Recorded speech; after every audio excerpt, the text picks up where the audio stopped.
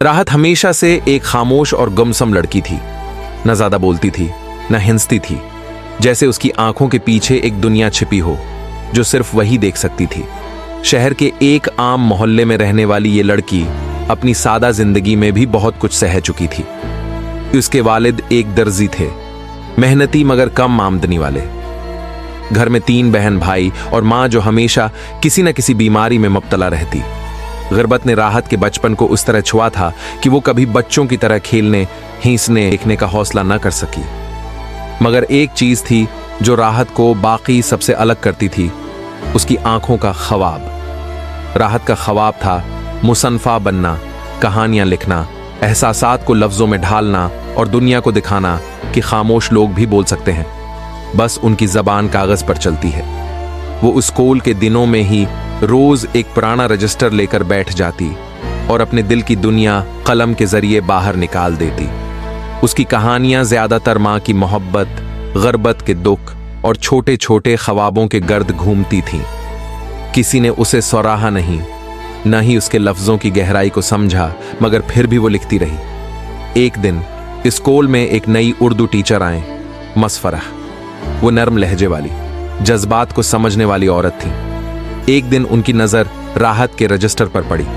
उन्होंने जब पहली कहानी पढ़ी तो उनके आंखों में आंसू आ गए। वो समझ गईं कि ये आम सी लड़की एक गैर मामूली दिल रखती है। राहत, क्या तुमने कभी अपनी तहरीरें किसी मुकाबले में भेजी हैं? राहत ने नजरें झुका ली। नहीं मुस, मेरे पास वो सब करने का वक्त और जरिया नहीं। मसफरह ने तब दिल में फैसला कर लिया कि वो इस खामोश हीरे को चमकने का मौके जरूर देंगी। चंद हफ्ते बाद एक कौमी सतह का अदबी मुकाबला हुआ। मसफरह ने राहत की इजाजत के बगैर ही उसकी 3 कहानियां उसमें भेज दें। जब नताइज आए तो पूरा स्कूल हैरान रह गया।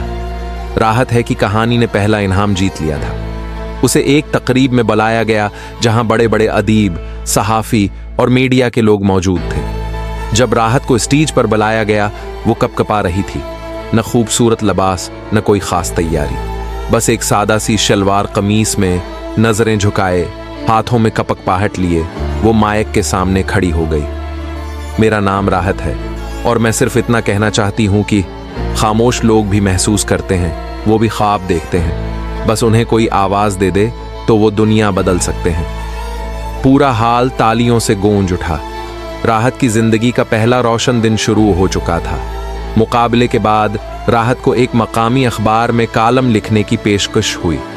उसकी कहानियां अब हफ्तावार शाया होने लगें। थोड़ी बहुत आमदनी भी होने लगी। वालिद को फख्र होने लगा और माँ के चेहरे पर मुस्कुराहट आ गई। राहत ने कॉलेज में दाखिला लिया और अपनी तालीम के साथ साथ लिखाई जारी रखी। उसने जिंदगी में पहली बार अपने लिए कुछ सोचा था। अब वो खुद को अहम महसूस करने लगी थी। मगर जिंदगी इतनी आसान कब होती है? एक दिन उसकी माँ को अचानक अस्पताल ले जाना पड़ा। डॉक्टर्स ने बताया कि माँ को दिल की बीमारी है, फौरी ऑपरेशन की जरूरत है। मगर इखराजात सुनकर राहत के पांव तले जमीन निकल गई। वो वापस घर आई और खामोशी की फाइल खोली। उसने तमाम कहानियां एक पबलशंग एजेंसी को भेज दें और साथ लिखा, अगर आपको लगे कि मेरे लफ्ज किसी काम के हैं तो बस मेरी माँ को जिंदगी दे दीजिए। चंद दिन बाद एजेंसी की तरफ से कॉल आई। उन्होंने न सिर्फ उसकी किताब छापने का फैसला किया बल्कि एडवांस रकम भी दी। राहत ने वो रकम फौरन अस्पताल पहुंचा दी। ऑपरेशन कामयाब हुआ। राहत की माँ की जान बच गई और उसी हफ्ते राहत की पहली किताब खामोशियों की जबान शाये हुई। किताब ने मकामी सतह पर धूम मचा दी। अखबार, टीवी, सोशल मीडिया पर राहत के चर्चे होने लगे। उसकी सादा मगर दिल छू लेने वाली तहरीरें लोगों के दिलों में घर करने लगी। राहत अब एक बाआतमाद, कामयाब और मारूफ लिखारी बन चुकी थी। मगर उसने कभी गुरूर ना किया।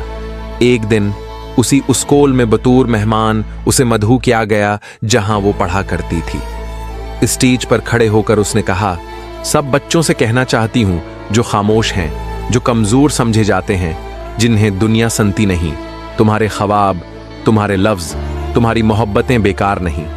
कभी हार मत मानो, क्योंकि बंद आंखों के पीछे भी एक दुनिया होती है। उस दिन कई बच्चों की आंखों में ख्वाब जगमगा रहे थे। पैगाम, ये कहानी उन लोगों के लिए है जो हालात के आगे खामोश हो चुके हैं। राहत की तरह अगर हम अपने अंदर के जज्बे को पहचान लें तो दुनिया की कोई रुकावट हमें रोक नहीं सकती। हर अंधेरे के बाद रोशनी है, बस हिम्मत रखनी होती है।